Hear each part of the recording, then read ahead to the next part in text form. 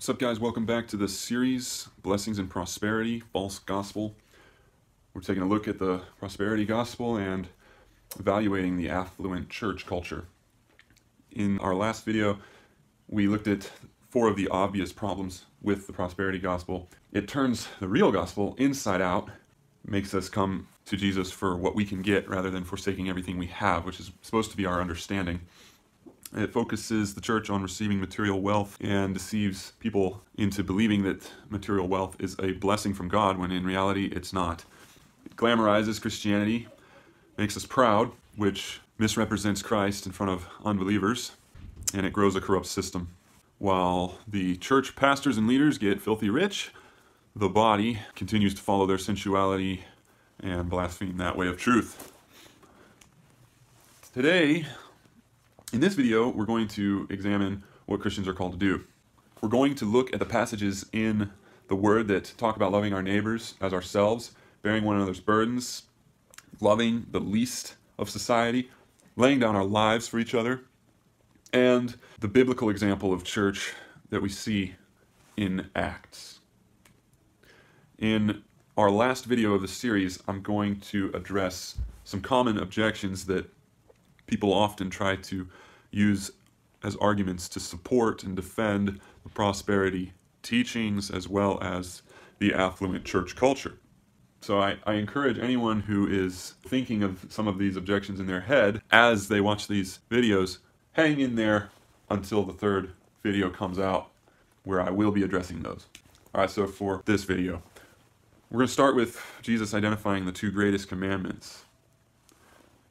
When a Pharisee asked him what the greatest commandment was, he said to him, "You shall love the Lord your God with all your heart and with all your soul and with all your mind.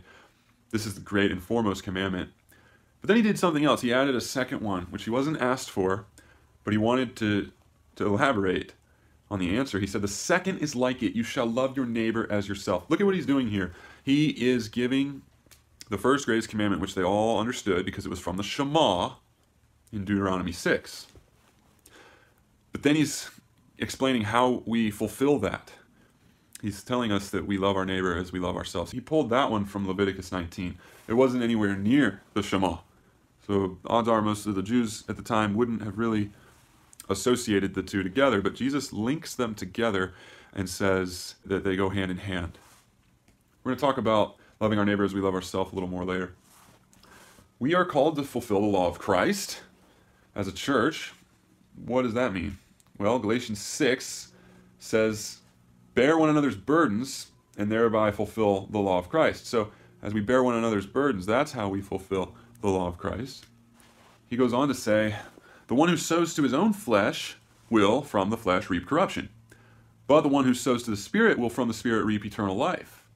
Let us not lose heart in doing good, for in due time we will reap if we do not grow weary. So then, while we have opportunity, let us do good to all people, and especially to those who are of the household of faith." Check this out. He starts by warning the church in Galatia that if they live selfishly, if they live for their own ambitions, that they're going to reap corruption from the flesh. And then he gives an example of how we can sow to the Spirit instead. He says in verse 10, "So then, while we have opportunity, let us do good to all people, and especially to those who are of the household of the faith." How do we sow to the Spirit? This is not the only way to sow to the Spirit. There's plenty of ways to sow to the Spirit. But one of the best ways is by fulfilling that law of Christ, bearing one another's burdens, helping those of the household of faith, and doing good to all people as we have opportunity. We're going to talk about who Jesus intends for us to love. Well, I mean, obviously the answer to that is everyone. He wants us to love even our enemies. But I want to dial in on one of his teachings. He says that when the Son of Man comes in his glory, all the nations will be gathered before him. And he's going to separate the people. He's going to put the sheep on the right, and he's going to put the goats on the left. Then the king will say to those on his right, "Come, you who are blessed of my Father, inherit the kingdom prepared for you from the foundation of the world. For I was hungry, and you gave me something to eat. I was thirsty, and you gave me something to drink. I was a stranger, and you invited me in. naked and you clothed me. I was sick and you visited me. I was in prison and you came to me. Then the righteous will answer him, Lord, when did we see you hungry and feed you, or thirsty and give you something to drink? And when did we see you a stranger and invite you in, or naked and clothe you? When did we see you sick or in prison and come to you? The king will answer and say to them, truly I say to you, to the extent that you did it to one of these brothers of mine, even the least of them, you did it to me. When we take care of the least of society, the dregs of society, it's like we're doing these things for Jesus himself. Now, if you're familiar with this story, you no doubt remember how he ends it. He then talks to the goats on his left, and he denies them access to the kingdom, saying that they didn't take care of him when he was hungry, thirsty, in prison, a stranger, naked. They didn't care. And they're going to say, well, Lord, when were you hungry and thirsty? When were you naked? When were you in prison? We never saw you in prison. And he's going to say, well, when you didn't do it to the least of these, my brothers, you didn't do it to me. So again, this isn't just like, there's not just a positive side of the coin. There's actually a warning on the other side of the coin. Okay? There's this message of encouragement that if we're helping the poor and the least of society, that we're actually helping Jesus, so we can take joy in that. But then there's also the warning on the flip side, which if we have the opportunity and we pass it up, then it's like we're passing it up on Jesus himself. Jesus is asked by a lawyer, what can he do to inherit eternal life? And he tells him, he says, well, what do you think? And the lawyer says, well, love the Lord your God with all your heart, mind, soul, and strength, right? And love your neighbor as yourself. And Jesus says, you're right. But the lawyer then wants to elaborate and justify himself, so he says, who is my neighbor? Jesus answers with the parable of the Good Samaritan.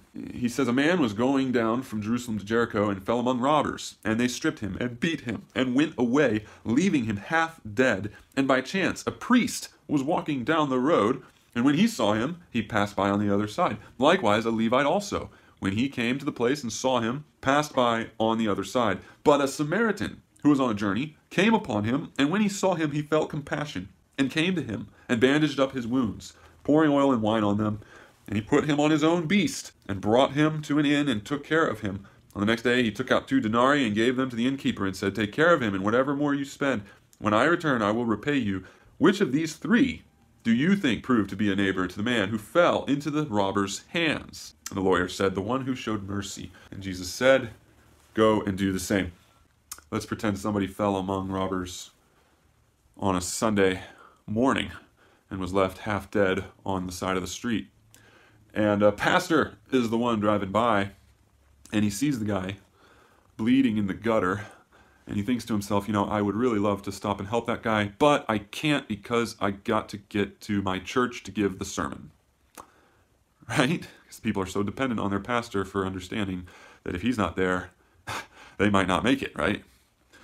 So he drives by. And then a church elder, a regular attendee and tithe payer, is on his way to church, also sees the guy, and he thinks to himself, man, I would love to stop and help that guy, but I can't. It'll be too much of a time commitment, and I need to make it to church. I don't ever miss a Sunday, and I have to pay my tithe to receive the blessing. I don't have the money to spend on this guy. And on top of that, I can't get my clothes all bloody because I got to look good for Sunday church, right?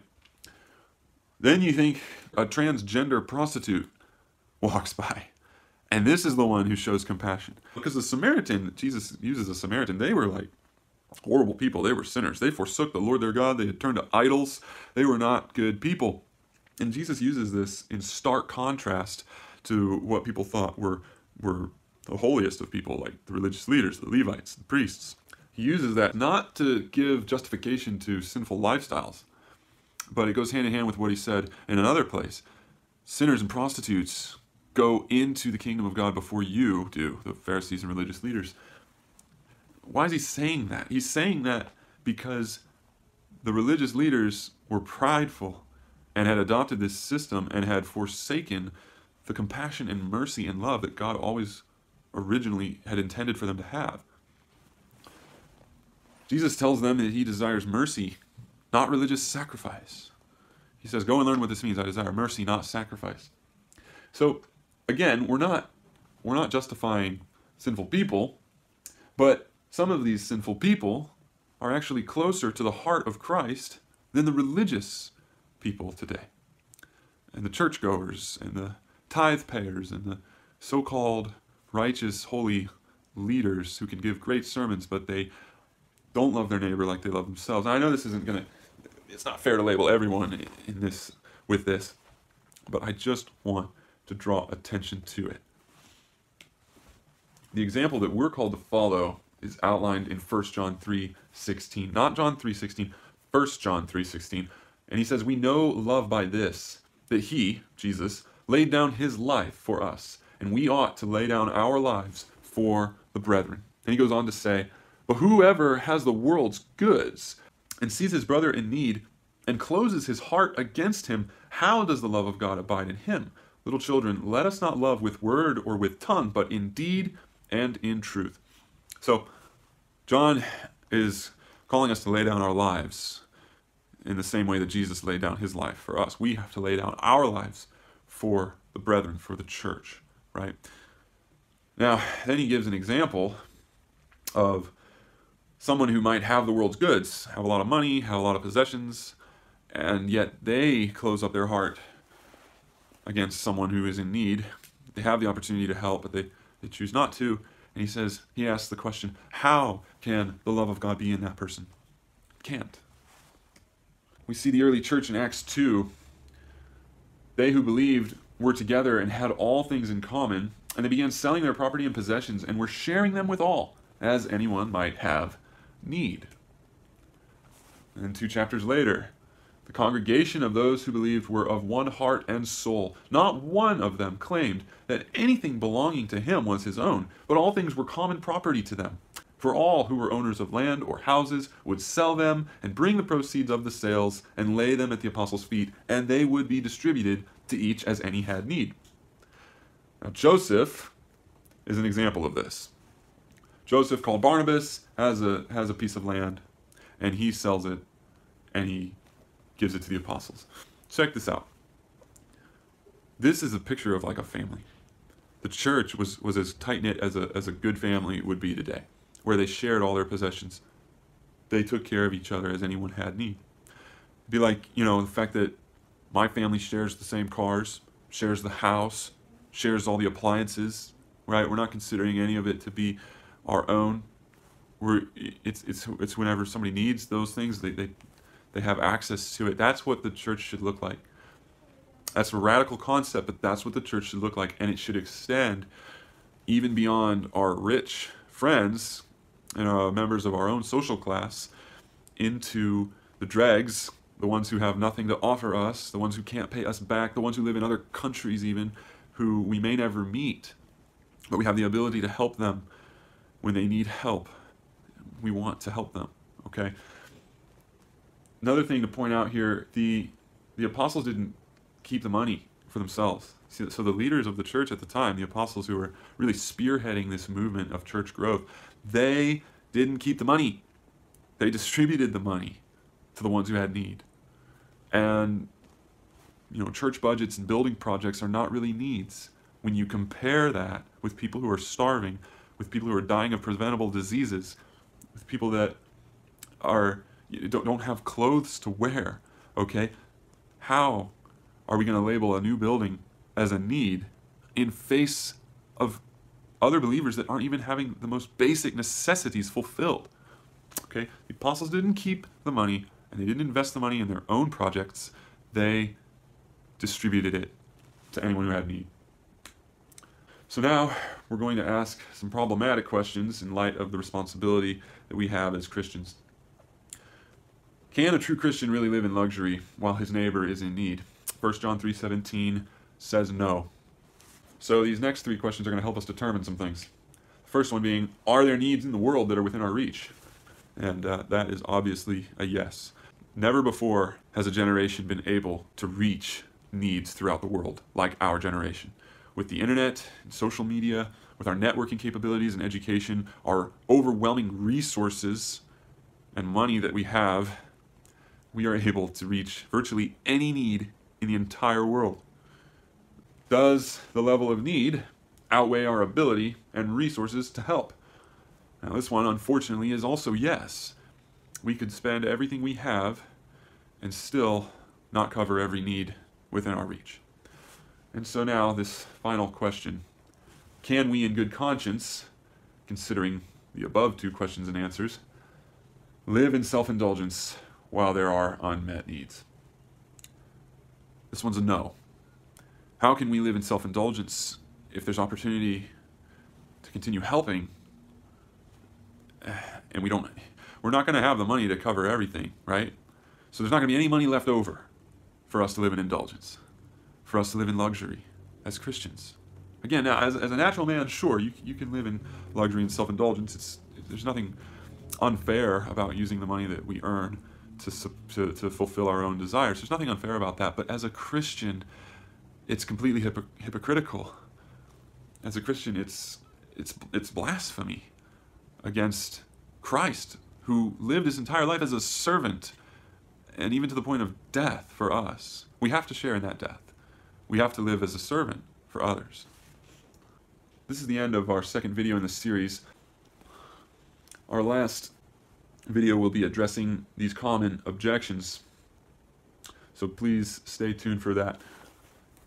Well, guys, I hope that this has been edifying and given some of you some good points of consideration of what we are really called to do as Christians. I just thank you guys for watching, and I'll see you on the next one.